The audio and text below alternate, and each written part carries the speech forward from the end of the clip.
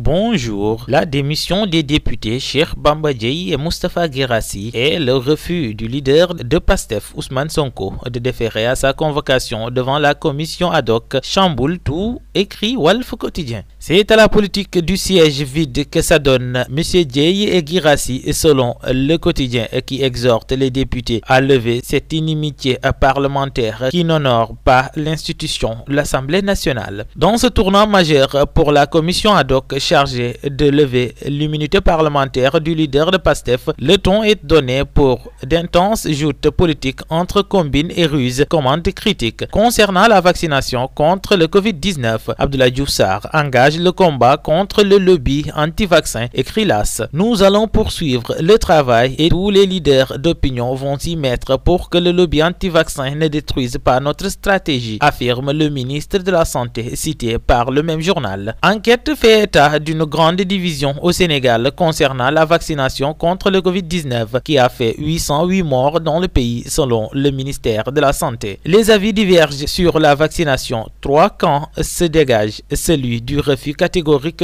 de tout vaccin, celui des citoyens qui veulent être rassurés avant d'en prendre et celui des convaincus de la nécessité du vaccin, lit-on dans le même journal. Le ministre de la Santé assure dans Le Soleil que tous les Sénégalais qui le désirent seront vaccinés. Il est à craindre un dépit du manque de confiance d'une partie de la population sur ces vaccins que certaines personnes non prioritaires essayent d'accaparer les premières doses destinées au personnel de santé et aux personnes âgées de plus de 60 ans ou vivant avec comorbidité, prévient Le Soleil. Il faudra beaucoup de rigueur et une transparence absolue de la part du ministère de la Santé pour que ces vaccins aient réellement acquis de droit, ajoute-t-il. Le Sénégal, qui a reçu 2000 doses de vaccins contre le Covid-19 la semaine dernière, va encore se faire livrer 6 798 000 doses selon le même journal pour un pays de quelques 16 millions d'habitants. À vos kiosques et bonne lecture.